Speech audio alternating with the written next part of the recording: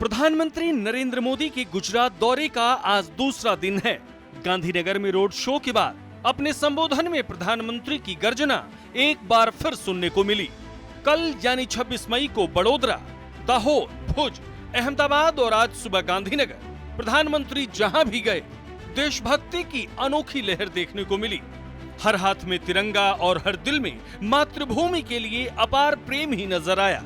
मंगलवार को गांधीनगर की धरती से पड़ोसी मुल्क पाकिस्तान को प्रधानमंत्री ने एक बार फिर खुली चेतावनी दी, तो वहीं दूसरी तरफ इशारों में आतंकवाद और पीओके के मुद्दे पर कांग्रेस पर हमला बोलते हुए कहा कि कश्मीर पर सरदार पटेल की बात मानी नहीं गई।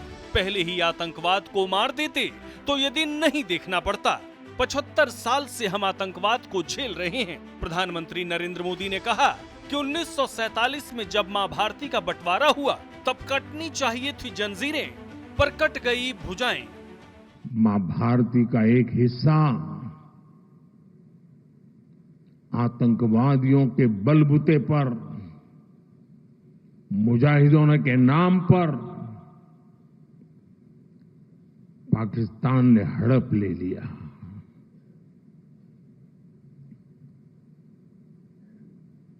अगर उसी दिन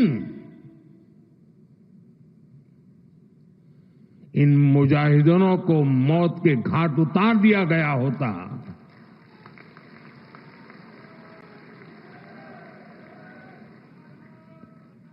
और सरदार पटेल की इच्छा थी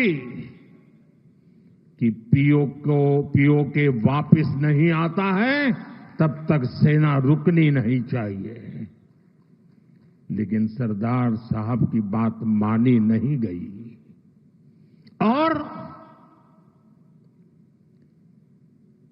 ये मुजाहिदीन जो लहू चख गए थे वो सिलसिला 75 साल से चला है। पहलगाम में भी उसी का विकृत रूप था। वहीं आतंकवाद के मुद्दे पर पाकिस्तान को घेरते हुए पीएम मोदी ने कहा कि पाकिस्तान युद्ध के मैदान में भारत से नहीं जीत सकता है, लिहाजा दशकों से आतंकवाद का सहारा लेता आया है। लेकिन अब भारत की सहन शक्ति खत्म हो चुकी है और ईंट का जवाब पत्थर से दिया जा रहा है। सैन्य प्रशिक्षित आतंकवादी भारत भेजे जाते हैं और निर्दोष निहत्थे लोग, कोई यात्रा करने गया है, कोई बस में जा रहा है, कोई होटल में बैठा है, कोई टूरिस्ट बन के जा रहा है, जहां मौका मिला वे मारते रहे, मारते रहे, मारते रहे और हम सहते रहे। आप मुझे बताइए, क्या ये अब सहना चाहिए? क्या गोली का जवाब गोले से देना चाहिए? ईंट का जवाब पत्थर से देना चाहिए? ये कांटे को जल मुर्द से उखाड़ देना चाहिए? पहलगाम हमले के बाद भारत ने ऑपरेशन सिंदूर के जरिए जिस प्रकार से पाकिस्तान पर सटीक वार किया और पाकिस्तान के आतंकवादी चेहरे को बेनकाब किया, उसे दुनिया भर को बताने के लिए देश के विभिन्न राजनीतिक दलों के नेता एकजुट होकर पाकिस्तान के आतंकवादी चरित्र को दुनिया के सामने उजागर कर रहे हैं। The formal meeting, he showed a great deal of understanding for our position and our concerns, and each MP had a chance to contribute to the appreciation of the issue. Each member of the delegation said a few words. It was very effective, and we all complimented each other in conveying the concerns and determination of the Indian nation to the Speaker of the Assembly. We then had a very, very pleasant lunch with him, where Indo-Caribbean food was organized.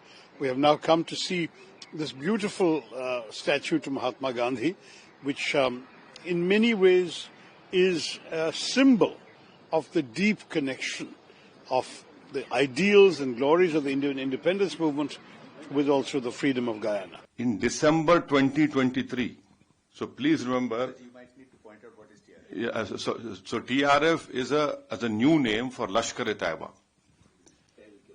Yeah.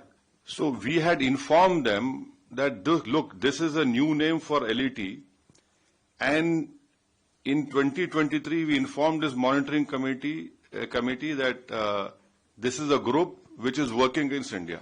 In when? December 2023. Now in May and November 2024, we had again informed them that this is a Pak-based terrorist group which is going to harm India. यानी पाकिस्तान के आतंकी चेहरे को एक तरफ वैश्विक मंच पर बेनकाब किया जा रहा है, तो वहीं दूसरी तरफ भारतीय सेना उसके नापाक मंसूबों को मिट्टी में मिला रही है। यकीनन प्रधानमंत्री ने साफ और स्पष्ट संदेश आतंकी मुल्क को दे दिया है कि ये आज का भारत है, छेड़ोगे तो छोड़ेंगे नहीं। ब्यूरो रिपोर्ट, सूर्या समाचार।